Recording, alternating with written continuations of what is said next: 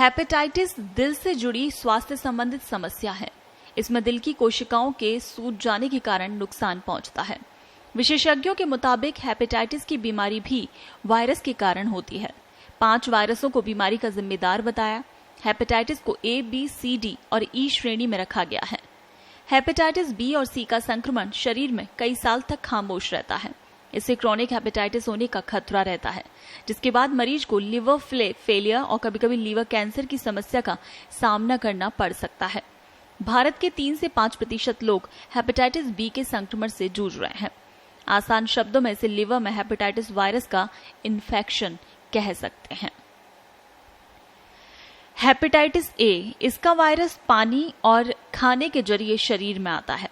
Virus का infection होने के 15 से 45 दिन में लक्षण सामने आते हैं। अच्छी बात यह है कि ज्यादातर सभी मामलों में A वायरस खुद ब खुद चला जाता है। हेपेटाइटिस A की वैक्सीन है, लेकिन खास जरूरत नहीं समझी जाती क्योंकि ये जानलेवा नहीं है। हेपेटाइटिस A क्रॉनिक नहीं होता। ये लीवर को अमूमन नुकसान नहीं पहुंचाता। हेपेटाइटिस B का वायरस खून, सीमन और शरीर के अन्य तरल पदार्थ के जरिए संक्रमित व्यक्ति से दूसरे व्यक्ति में पहुंचता है। हेपेटाइटिस B बड़ी ही शांति के साथ अटैक करता है और व्यक्ति को इसके बारे में पता भी नहीं चलता। Hepatitis C, hepatitis C virus का इन्फेक्शन होने के करीब 1.5 से 2 महीने बाद लक्षण नजर आते हैं। कई मामलों में लक्षण दिखाई देने में 1 महीने से 4 महीने तक लग जाते हैं। ऐसे मामलों को एक्यूट कहा जाता है। वहीं जब इन्फेक्शन 6 महीने से ज्यादा समय से हो तब वो क्रॉनिक कहलाता है। इसमें मरीज के पूरी तरह से ठीक होने के आसार कम हो जाते हैं। हेपेटाइटिस D, हेपेटाइटिस D को डेल्टा वायरस भी कहते हैं। ये एक तरह का इन्फेक्शन है और इससे लिवर में जलन और सूजन की समस्या हो जाती है। अगर सूजन काफी लंबे समय तक रहती है तो ऐसी स्थिति में लिवर कैंसर होने का खतरा भी रहता है। ये कभी अकेले नहीं होता। अगर किसी को हेपेटाइटिस B और C है तब उसे हेपेटाइटिस D होने का खतरा रहता है। हेपेटाइटिस E, ये वायरस मुंह के जरिए मानव शरीर में प्रवेश करता है। हेपेटाइटिस E का वायरस संक्रमित पानी पीने से किसी इंसान के शरीर में प्रवेश कर सकता है। दूषित खाने से भी इसका वायरस इंसानों के शरीर में प्रवेश करता है।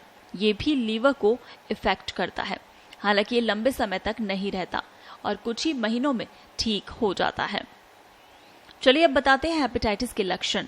अधिक थकावट होना, कई दिनों तक तेज बुखार रहा हो, कम भूख लगना, पेट में दर्द होना, आंखों में पीलापन और पेशाब भी पीले रंग का हो रहा हो। हेपेटाइटिस से बचाव के तरीके। मसालेदार और तेलीय खानों का सेवन कम करें। हेपेटाइटिस मानसून के दौरान अधिक फैलता है, इसलिए इस मौसम में तेलीय, मसालेदार, मांसाहारी और भारी खाद्य पदार्थों के सेवन से बचें। हेपेटाइटिस में केक, पेस्ट्री, चॉकलेट्स, अल्कोहल, डिब्बाबंद खाद्य पदार्थ से परहेज करना ही बेहतर होता है। बीमारी में हरी पत्तेदार सब्जियां, विटामिन C युक्त फल, शाकाहारी आहार, ब्राउन राइस, पपीता, नारियल पानी, सूखे खजूर, किशमिश, बादाम और इलायची का भरपूर सेवन करना चाहिए। अगर सही भोजन और खानपान के तरीकों को बदला जाए तो इस बीमारी से बचा जा सकता है, लेकिन अगर समय रहते इस पर ध्यान नहीं दिया जाए तो ये जानलेवा भी साबित हो सकती है। पत्रिका टीवी के लिए अनिल सिंह और कार्तिक शर्मा की खास रिपोर्ट।